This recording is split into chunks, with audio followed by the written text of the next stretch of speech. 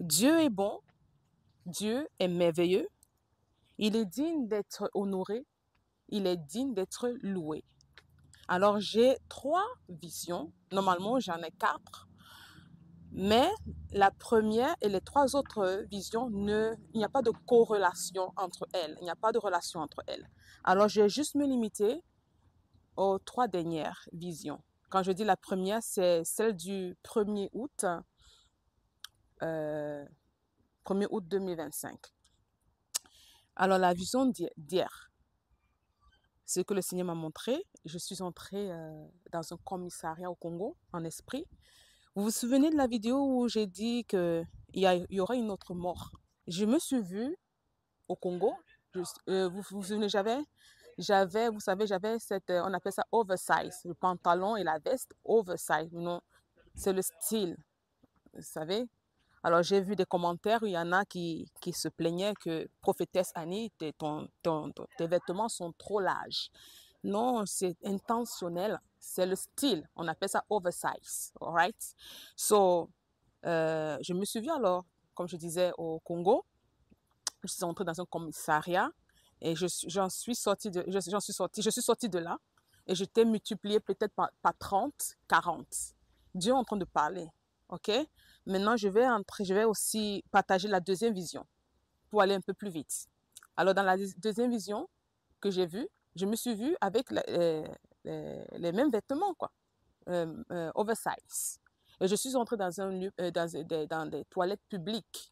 Et lorsque je suis entrée, je voulais uriner. Je voulais faire pipi, comme on dit. Alors, je suis entrée, j'étais très contente, très sûre, très confiante. Alors, je suis entrée et j'ai regardé, mais c'était sale. Les toilettes publiques étaient sales. Et vous savez, avec ce pantalon que j'avais sur moi, c'est déjà long et c'est shabby, c'est gros. Alors, j'ai vu que les urines, l'eau qui était dans les toilettes, là, le couloir, vous savez, les lieux publics, l'eau m'arrivait jusqu'à la cheville. Et j'ai décidé en ce moment-là de sortir. J'ai regardé, j'ai dit non, je ne peux pas rester ici, je dois sortir. Et je suis sortie. Alors, cette nuit, ce que Dieu m'a montré, je veux plutôt dire que j'ai vu encore la défunte femme de pasteur Marcelo Tunasi, Blanche Tunasi. Vous savez, il s'est remarié très vite pour retirer le nom Tunasi sur le nom de cette femme pour qu'elle soit complètement oubliée. Non, on va l'appeler Blanche Tunasi. Oui, c'est celle qui a bâti cet homme, elle a supporté cet homme, il est qui il est grâce à elle. Dieu a utilisé cette femme pour lui. Elle lui a donné 4 beaux enfants. Amen. Alors j'ai un message de sa part. Dans cette vision, j'ai vu, c'était comme une salle. Il y a des lignes. Vous savez, quand vous allez au cinéma ou dans les conférences, il y a des bancs, des chaises il y a toute une lignée. Alors, j'ai vu ces 4 enfants, une fronte, la première ligne, là, devant. Et la plus belle, une belle femme, très très belle, hein, une belle âme, la défunte Blanche Tunasi, elle est apparue. Vous voyez comment je me tiens comme ça? Vous voyez, je me tiens juste comme ça. Vous voyez? Et derrière elle, ses enfants étaient là alignés avec les chaises. Vous voyez? Elle riait. Ça dit, vous savez, vous pouvez sourire, mais elle rit, elle riait. Ça dit, on dit you laugh well. Elle riait. Elle avait des cheveux courts, comme ça derrière, une longue robe, non, moulant, bien, sur son corps, bien, vous voyez ses formes, son corps, bien habillée, elle était soignée, hein. Il y avait du blanc et du noir. J'aime souvent donner les petits détails parce que souvent, il y en a d'autres qui reçoivent aussi des visions. C'est une façon aussi de les encourager que oui, effectivement, c'est vrai. Alors, elle a souri. Maintenant, après cela, autour de 7h45, 45, une femme du Congo, elle a juste dit na bongo, na biso. Alors, au Congo, les autorités peuvent avoir de l'attention ou mettre l'accent sur sur cette situation où on voit bien que l'agresseur de cette femme, c'est le pasteur Marcelo Tunasi. Alors, Dieu est en train de montrer que non, il faut avoir confiance à la police, il faut avoir confiance à l'ordre, au service de l'ordre au Congo. Mais en même temps, Dieu est en train de dire qu'il y a beaucoup de corruption, il y a beaucoup de saleté dedans.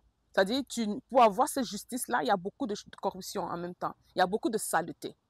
Même si cette affaire est très sensible, on peut voir qu'il y a beaucoup d'ombres sombres. Ça n'aide pas. Parce que je suis vraiment sortie de ces toilettes-là. Et je vais parler de la troisième vision. Blanche Tunasi n'a pas confiance en la justice au Congo. Prête-au-chlette.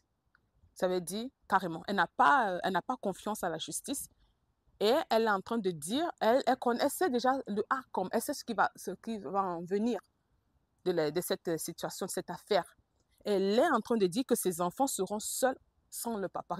Souvenez-vous, la dernière vidéo, j'ai dit que je suis en train de voir la mort de pasteur Marcelo Tunasi. Alors, sa femme, sa défunte femme, est en train de donner le message que ses enfants seront bientôt orphelins de père et de mère.